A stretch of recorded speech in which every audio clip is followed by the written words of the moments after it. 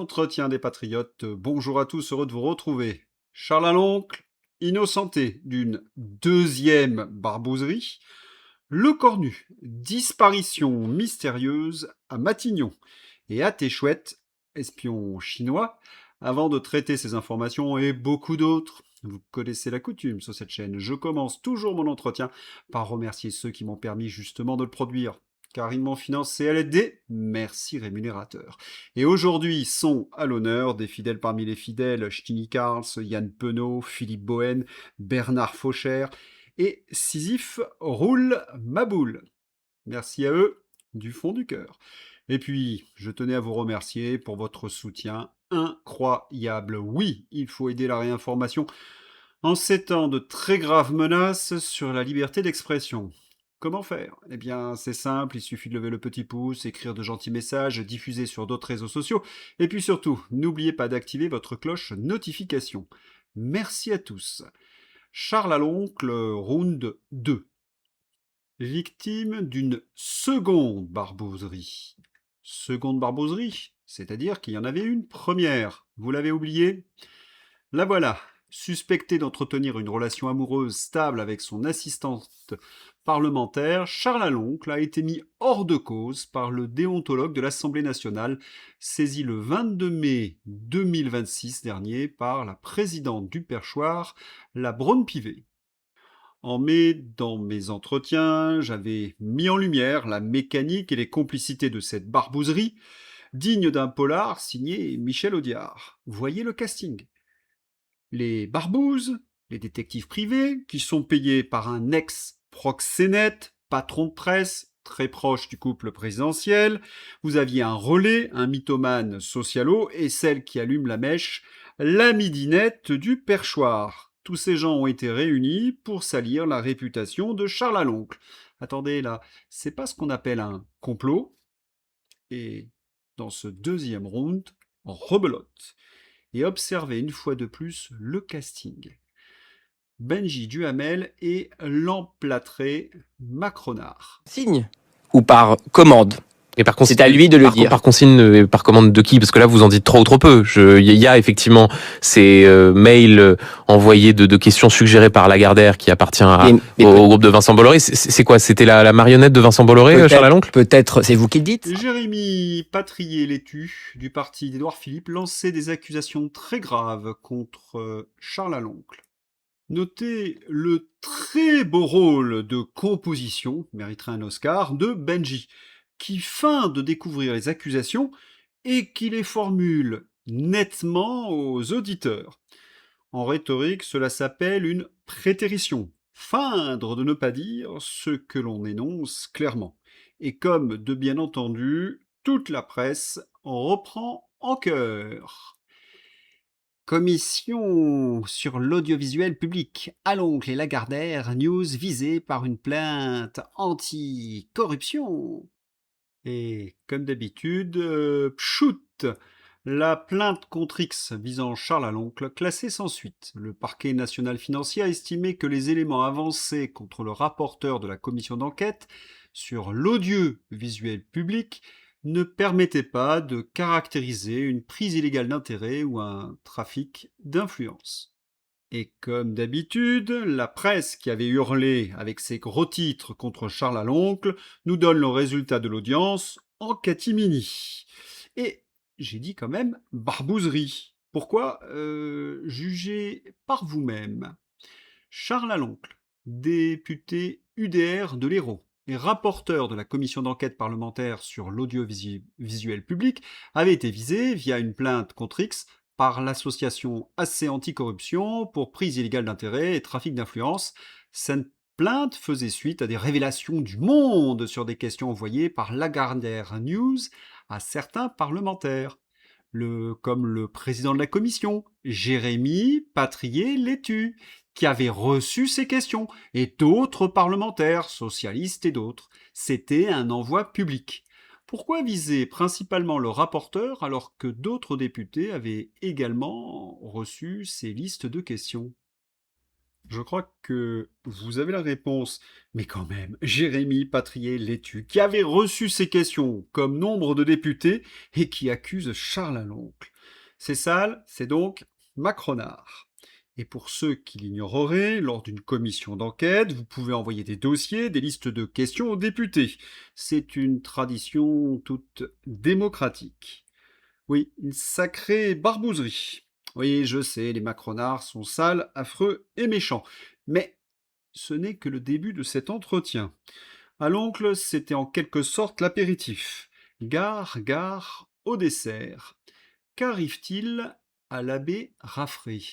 Une censure contre les catholiques? Je ne sais pas et je ne comprends pas pourquoi. L'abbé Raffray s'interroge après la suspension de son compte X. Nous étions le 1er août. Joint par téléphone par Tribune chrétienne alors qu'il prend quelques jours de vacances en famille, l'abbé Raffray se dit avant tout étonné de cette situation et ajoute: Je ne sais pas et je ne comprends pas pourquoi.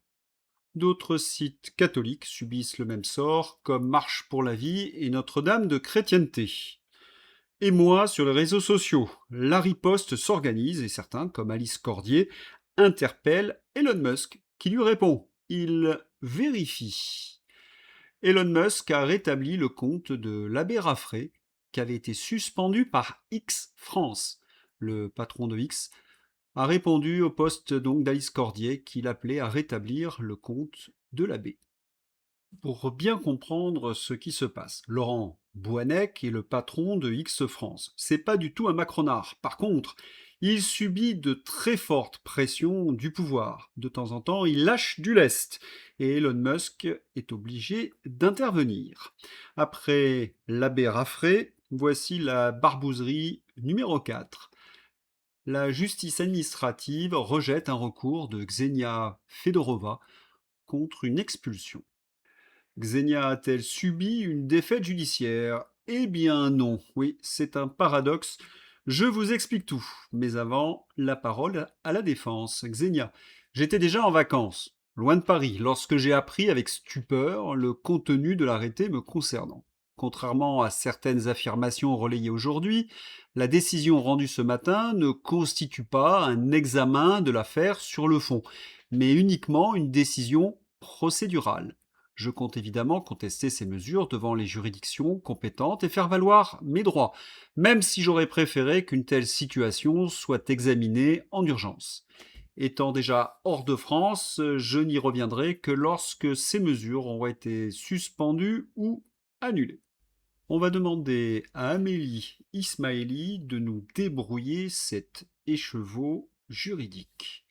Le juge des référés a estimé que les conditions d'extrême urgence nécessaires pour exiger cette suspension n'étaient par conséquent pas réunies, la requérante n'exposant aucun besoin de sortir du territoire parisien, d'autant plus qu'elle était à l'extérieur. Ironiquement, le juge des référés se fonde sur le fait que la mesure d'expulsion ne peut être exécutée qu'après l'intervention d'une décision d'abrogation de la décision d'assignation à résidence. Or, il ressort de l'instruction qu'il n'existe pas de perspective raisonnable d'exécution à très brève échéance de la mesure d'éloignement qui obligerait Madame Fedorova à quitter le territoire. Autrement dit, le juge des référés tend à confirmer lui-même que Xenia Fedorova ne représente manifestement pas une menace particulièrement grave et actuelle pour l'ordre public, comme le prétend l'arrêté ministériel pour motiver son expulsion, ou un gel de ses comptes. Bien au contraire, le juge précise que sa décision de rejeter le recours dans le cas présent ne fait pas obstacle à ce que Madame Fedorova saisisse à nouveau le juge des référés liberté. On attend donc avec impatience la suite judiciaire. Oui, qu'un juge s'exprime sur le délit d'opinion. Quel est le point commun entre Charles Aloncle, l'abbé Raffray et Xenia? Vous avez trouvé? Oui.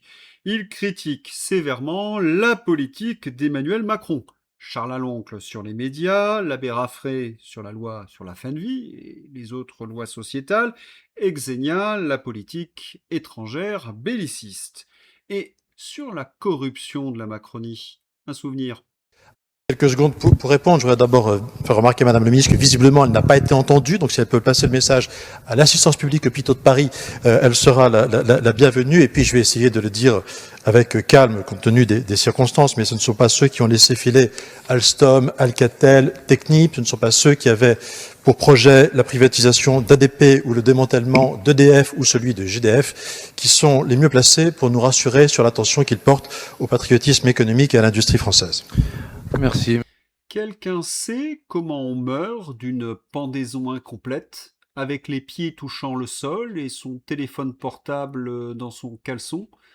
L'enquête concernant la mort d'Olivier Marleix est clôturée.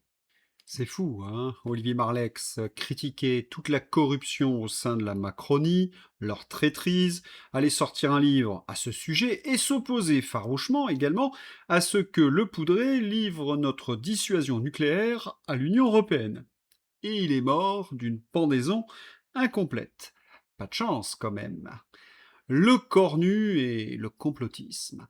La douleur des habitants du Forge est instrumentalisée par des complotistes, estime le Premier ministre. Il y a une règle en journalisme. Quand vous entendez un politique se plaindre d'une théorie du complot, eh bien, vous savez de suite qu'il est gravement coupable et qu'il ne veut surtout pas répondre aux critiques. D'ailleurs, coupable de quoi? Bon, les Macronards ont sacrifié notre défense civile. Après les feux de 2022, considérés comme historiques, les rapports avaient pointé du doigt le manque de moyens à la protection de nos forêts et le sous-investissement en technologie. Macron avait promis l'achat de 2 Canadair, promesse non tenue. Mais ce qu'il y a de plus fou, c'est que nous avons des entreprises qui pourraient fournir ces bombardiers d'eau. Florian Philippot.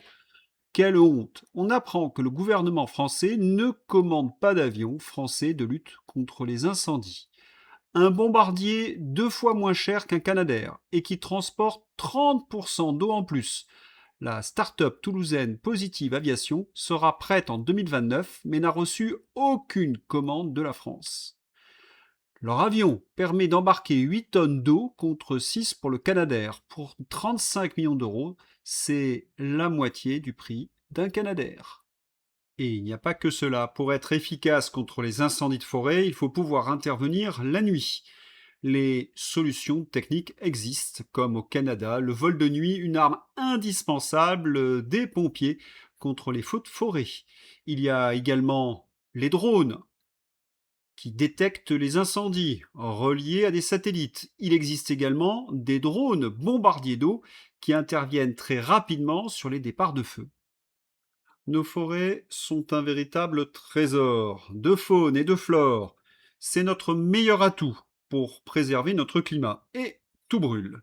Et dans le même temps, ce gouvernement dépense des millions et des millions pour mettre en place des aides-feux.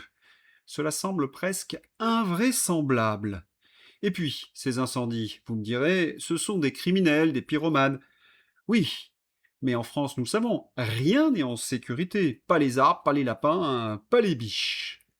Alexandre Jardin. Et si les feux à répétition disaient tout autre chose? Un pompier sudiste me lance hier matin à la boulangerie. Peut-être qu'incendier la France est devenu une manière de la haïr. Un gars en colère attache le feu à un chat et le balance dans une forêt. C'est plus facile qu'un attentat ou une guerre, moins risqué, le feu détruit les preuves. Je reste sans voix. Cet homme fatigué soulève une hypothèse noire à laquelle je n'avais pas pensé, tant les écrans tournent en boucle sur le climat expliquant tout. Étrangement, aucun responsable politique ne semble poser la question. Platement. Pourtant, les chiffres officiels questionnent. Depuis le 1er juin, la France a connu environ 11 000 départs de feu. Près de 90% seraient d'origine humaine, soit environ 9 900 incendies. Et seulement 263 personnes ont été interpellées. Les plus stupides. À peine 2,7% des départs de feu d'origine humaine ont donc donné lieu à une interpellation. 9 900 incendies d'origine humaine. 9 900 hasards. Difficile de ne pas s'interroger. C'est la raison pour laquelle il faut une réponse sécuritaire rapide. Il existe des solutions, je vous les ai présentées. C'est une question de courage, de moyens et d'investissement. En même temps, pour les macronards, c'est beaucoup plus simple de dire « c'est le réchauffement climatique » ou « c'est un feu extraordinaire ». Cela leur permet de se dédouaner de leurs responsabilités. Et après le fiasco, comme d'habitude, ils se congratulent. Thierry de Cabarrus, macronard enragé. Laurent Nunuche, à propos de Sophie Brocasse. C'est une très grande préfète. Elle a toute la confiance de son ministre, du Premier ministre et du Président de la République. On sait qu'on peut compter sur elle, on sait qu'elle prend les bonnes décisions, et c'est ce qu'elle a fait. Et comme d'habitude, à ce genre d'ineptie, il y a de l'écho avec Aurélien Rousseau. Sophie Brocasse est une grande haute fonctionnaire, empathie, clarté, autorité. Ces mots ne sont pas contradictoires, elle les incarne et en cela elle porte la force de l'État. Le prof d'histoire géo, qui fut un piètre ministre de la Santé, félicite l'écrivaine, qui est une piètre préfète. Il y a une certaine cohérence en Macronie. Mais ce qui est dingue, c'est que les témoignages de terrain nous disent exactement l'inverse. Les pompiers manquaient de moyens, il n'y a pas eu une très bonne coordination, il n'y a pas eu non plus les mesures de protection en amont, débroussaillage par feu et réserve d'eau. La communication de la préfète fut désastreuse. Elle n'a pas arrêté de bafouiller, elle ne connaissait pas les chiffres des destructions, et elle ne faisait que gémir sur ce feu un peu incontrôlable. La préfète de Gironde affirme qu'il n'y a eu aucune sorte de cambriolage dans les zones évacuées malgré les preuves et témoignages des pillages. Le procureur de la République de Bordeaux, Renaud Godel, a effectivement annoncé le 30 juillet 2026 que 22 procédures pour vol par effraction ont été ouvertes dans les zones évacuées à cause des incendies en Gironde, 17 en secteur gendarmerie, 5 en secteur police. Elles font suite à des plaintes ou à des constatations des patrouilles. Pourquoi tient-elle un autre discours? Comme d'habitude, elle ne peut pas assumer la vérité. Reprenons la phrase de ce diable de Lecornu. La douleur des habitants du Porge est instrumentalisée par des complotistes. La bonne blague. Voyons voir de plus près. Nous avons le sentiment d'avoir été abandonnés. En Gironde, l'amertume des habitants de Porge qui préparent une plainte collective. Lorsque l'incendie de Somos a ravagé leur village de Porge ce mercredi, de nombreux habitants du Porge ont un sentiment d'injustice. Un collectif qui rassemble déjà 700 personnes, 700 complotistes, s'organise pour fonder une plainte collective et obtenir des réponses. L'absence d'alerte d'évacuation. Pas de SMS via le système FR Alert, pas de sirène d'alerte incendie déclenchée et une communication jugée insuffisante de la part de la mairie. Information relayée surtout via les réseaux sociaux ou le bouche à oreille. Répartition des moyens de secours. Redéploiement ou départ de pompiers, de matériel vers d'autres secteurs, notamment le Cap Ferré, l'Ège-Cap Ferré, alors que des maisons au Porge étaient encore directement menacées. Sentiment d'abandon et de désorganisation. Manque de présence des forces de l'ordre ou d'élus pour organiser l'évacuation et l'impression que la commune a été sacrifiée. Ah, ces complotistes, Mystère Lecornu, ils ont toujours raison.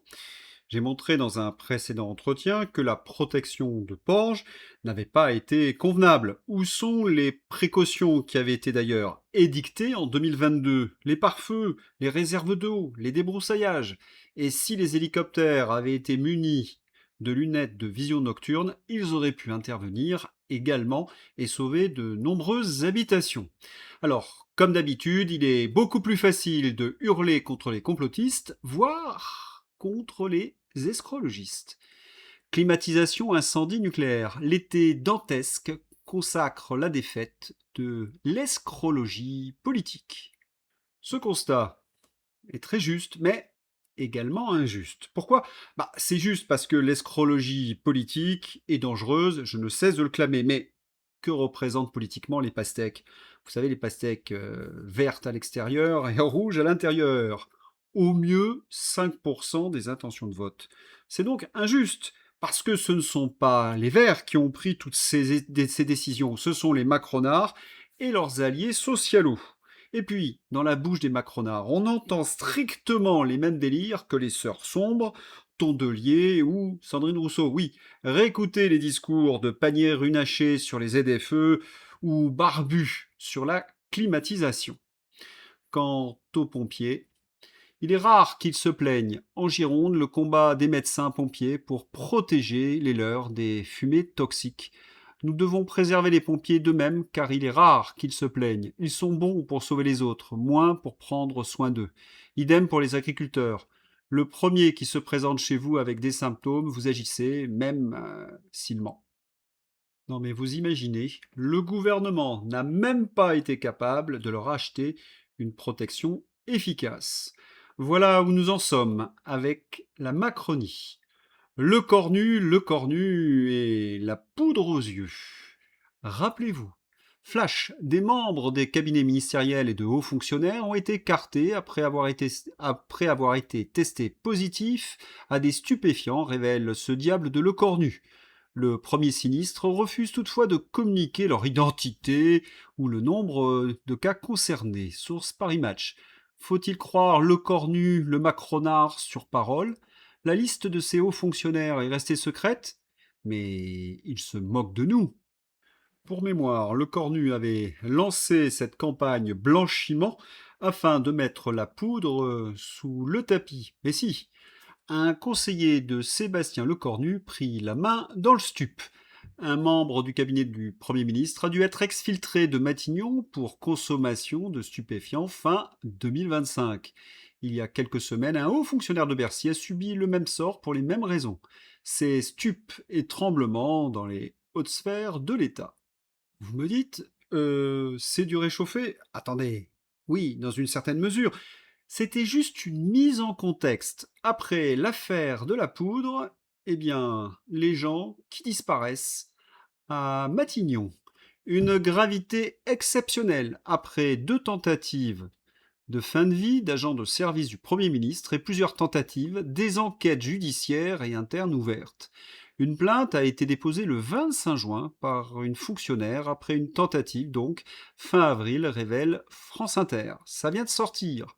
Près de 2 agents ont essayé de mettre fin à leur jour autour du Premier ministre en mars et plusieurs tentatives également d'autres agents ces derniers mois. Une enquête préliminaire ainsi que des enquêtes internes à Matignon ont été ouvertes.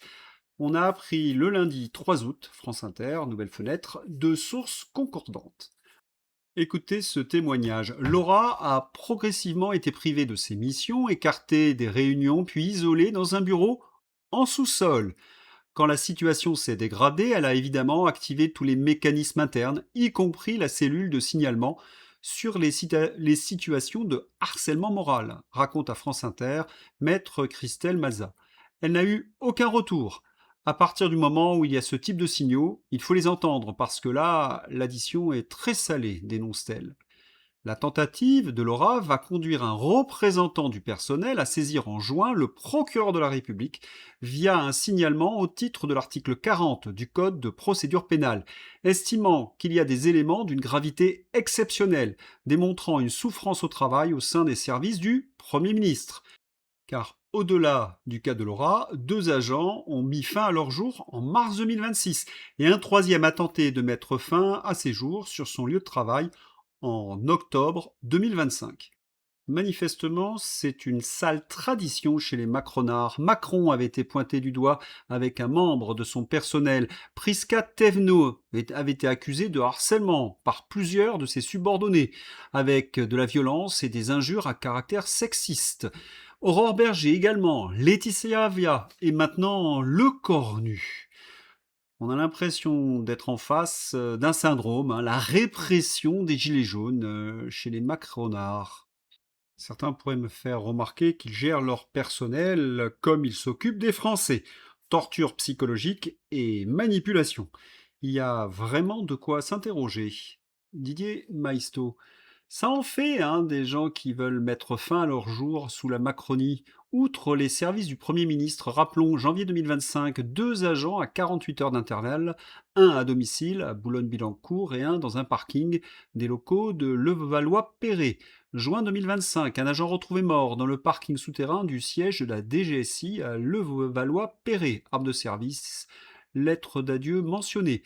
Décembre 2025, un autre policier de la DGSI dans l'Essonne sur un site du ministère de l'Intérieur. Février 2026, une commandante de 45 ans sur son lieu de travail à Arras, Pas-de-Calais.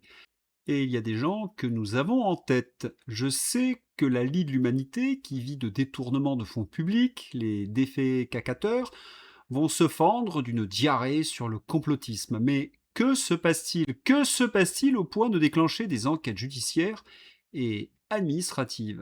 Qui sont les personnes que nous avons en tête? J'ai déjà évoqué le cas d'Olivier Marleix. Et il y a également Eric. Est-ce qu'il y a de bon ce que l'on doit faire? Encore une fois, certains sont vraiment convaincus sur un plan idéologique que c'est juste, d'autres le font par intérêt, puisque tout ça, derrière, on va avoir un certain nombre de rémunération, de prestations, de conférences. Il y a deux choses derrière ça. Il expliquait dans cet entretien pour Omerta comment il y a eu une prise de contrôle de la façon de penser des élites européennes, imposant partout des néoconservateurs pro-guerre d'Ukraine, corrompus. Derrière, on va voir un certain nombre de contrats, des rémunérations, des prestations. Il balance des noms de gens conditionnés, formatés, contre nos intérêts français et la paix. Et il aurait disparu le 9 juin 2025. On connaît la version officielle, mais pour la famille, c'est impossible. Et Alain Juillet, ancien patron de la DGSE, a confirmé ce que pense la famille. Que de coïncidence, hein. Dès que vous vous attaquez à Emmanuel Macron, que vous le critiquez, que d'ennuis. Barbouzerie contre Charles Aloncle, expulsion de Xenia, fermeture de compte de la Bérafré et disparition si mystérieuse d'Olivier Marleix, Éric Dénessé. Et il ne faudrait pas oublier Marie-France Pizier. Elle a été retrouvée morte le 24 avril 2011 au bord de la piscine dans sa résidence de Saint-Cyr-sur-Mer dans le Var. Le corps enchevêtré dans une lourde chaîne en fer forgé qui se trouvait près de la piscine en raison de travaux. Très peu d'eau dans les poumons. La noyade classique n'est ni confirmée ni infirmée. Les hématomes ont été attribués aux manœuvres de réanimation. La bonne blague.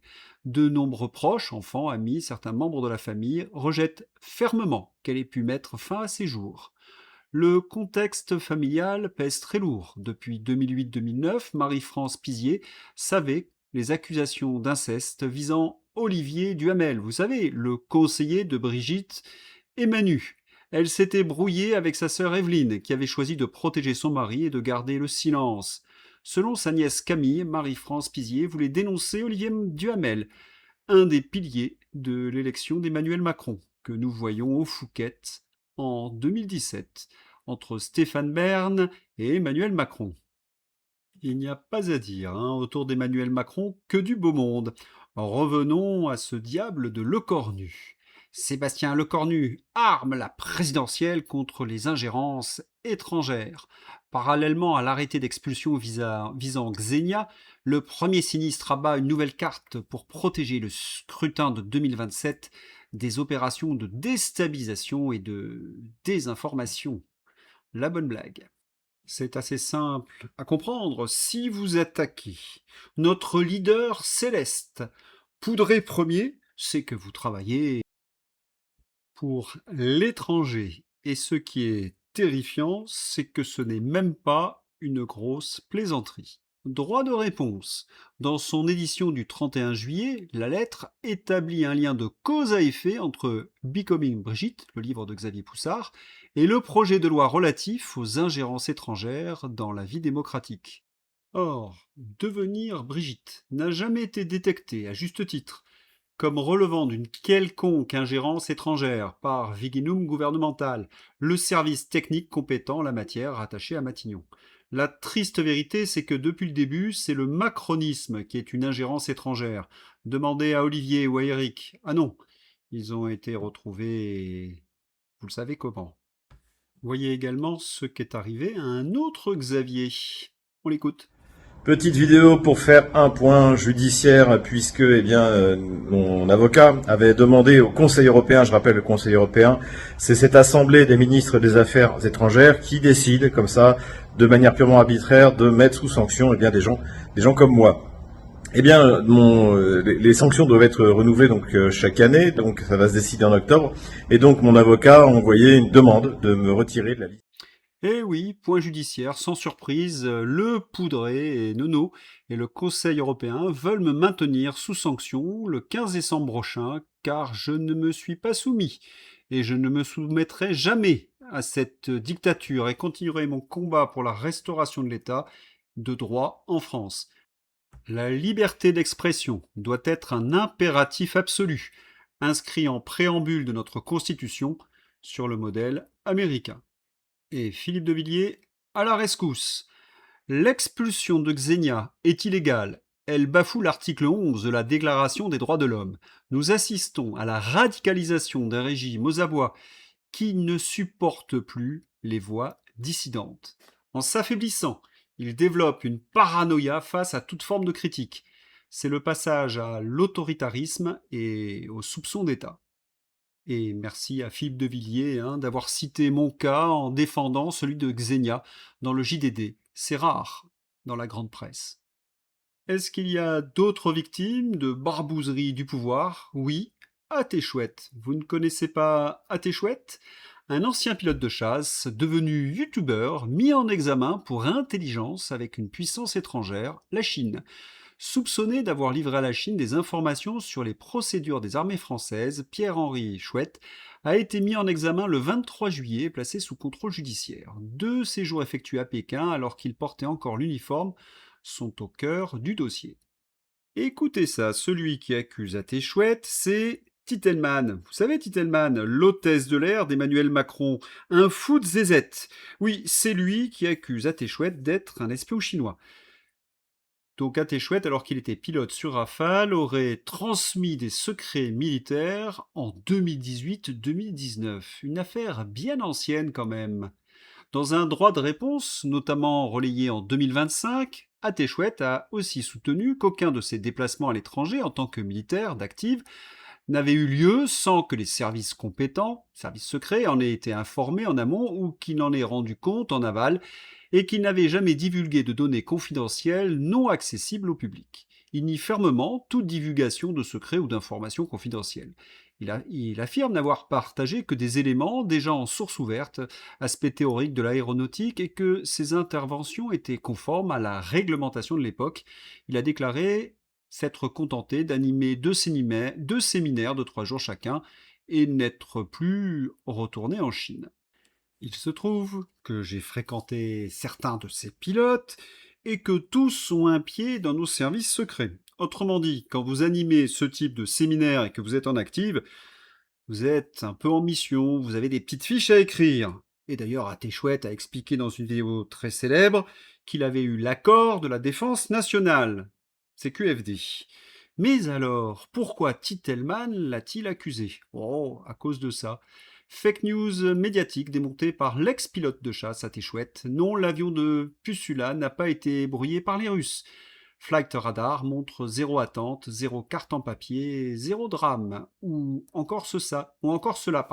Atéchouette démonte le storytelling de Macron sur les 100 rafales pour l'Ukraine. Former un pilote Rafale, c'est 8 à 10 ans. Et non, ZZ n'a ni les pilotes ni la logistique. On parle donc de Rafale que Kiev ne pourra piloter, que quand la guerre sera donc terminée. Bon, vous avez compris l'affaire? Atéchouette est un vrai expert qui mettait des fessées à Titelman, qui a fini par chouiner auprès des autorités. C'est un peu une histoire à la Charles à l'oncle. Il a médit, ils ont instrumentalisé ses séminaires, et Atéchouette, au garde à vous, est obligé de se taire. Mais la justice le blanchira. Mais entre-temps, évidemment, sa réputation est souillée. C'est sale, c'est macronard. Dans le JDD, Julia Mandel, ex-conseillère en com de ZZ.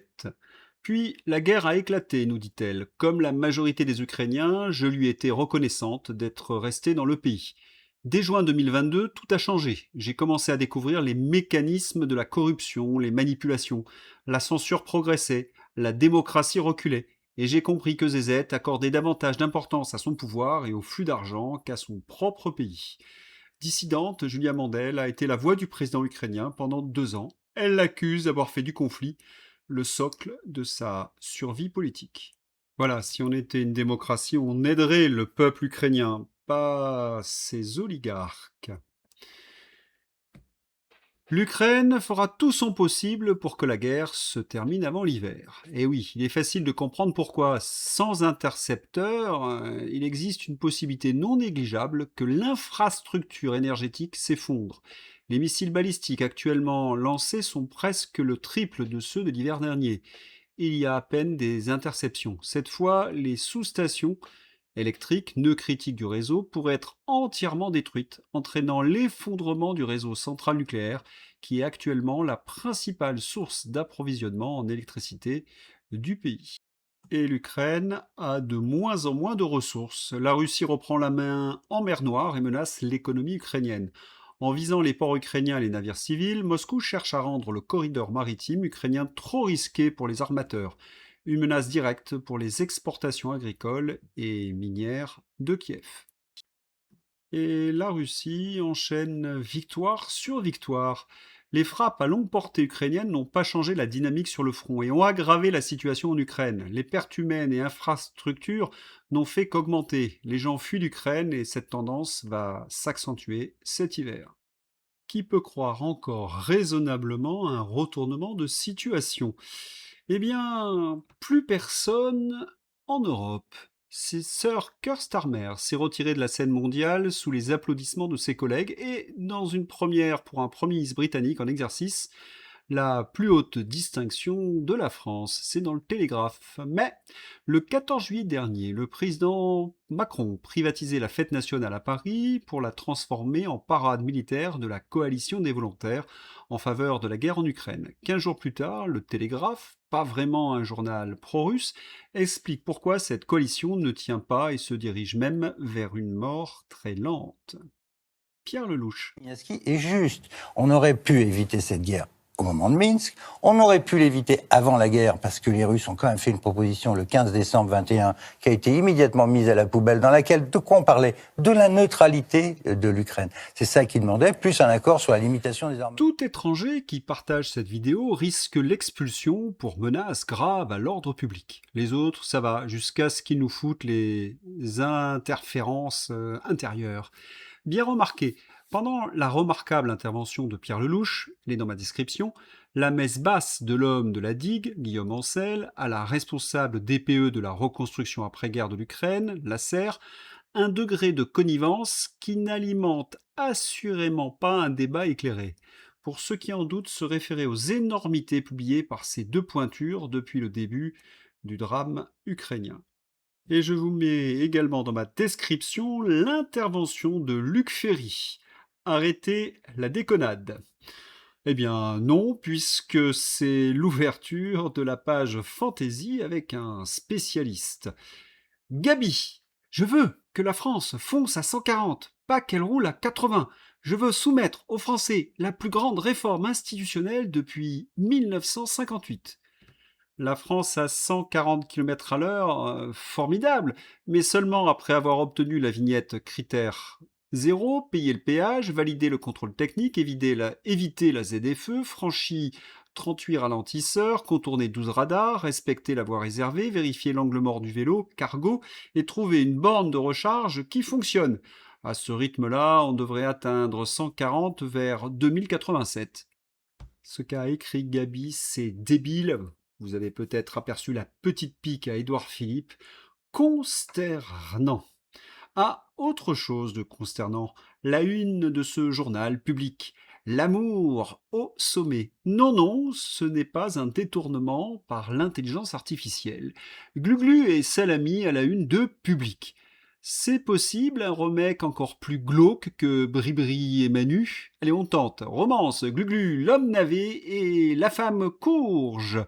Moi je dis, c'est encore un coup des Russes. D'ailleurs, voici la reproduction d'un vegan. Quand on fait de la communication en politique, il faut faire attention au cadrage. Oui, la Chambre des députés. Bon, c'est pas ce qu'on lit. Savez-vous comment les Mayas coupaient leur viande? Avec un couteau aztèque? Oui, je sais, c'est très mauvais. Et maintenant, Manu, qui pilote un Canadair. Film en intelligence artificielle, bien entendu. Où est-ce qu'il va, bon sang ?